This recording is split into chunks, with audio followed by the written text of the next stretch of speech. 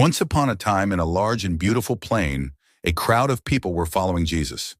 They wanted to hear Jesus' words because he spoke wonderful things about God and love.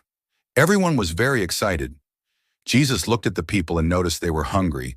He said to one of his friends, the disciple Philip, "Philip, where can we buy food for all these people?" Philip looked around and said, "But Jesus, there isn't enough food here. Even if we worked all day, we wouldn't be able to buy enough for everyone." Another disciple, Andrew, looked into the distance and saw a boy with a basket. "Here is a boy. He has 5 loaves of bread and 2 fish. But what is that for so many people?" Jesus smiled and said, "Bring the loaves and the fish to me." Then Jesus took the loaves and the fish, looked up to the sky, and thanked God. "Thank you, Lord, for giving us everything we need." He then said to the disciples, "Now distribute it to everyone. Tell the people to sit down."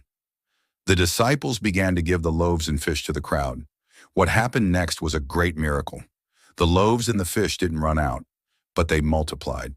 Everyone ate until they were full, and there were still 12 baskets full of leftovers. The people were amazed. They couldn't understand how something so small could become so big, but they knew it was a miracle from Jesus. Remember, my friends, with God, even what seems very little can become something great. The boy didn't have much to offer, just some loaves of bread and fish, but he shared what he had with Jesus, and Jesus did the rest.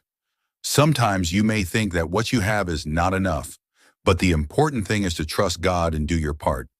When you share what you have with love, God can do great things, just like he did with the loaves and fish. So remember, kids, it doesn't matter the size of what you have, but how much you are willing to share with others and trust in God.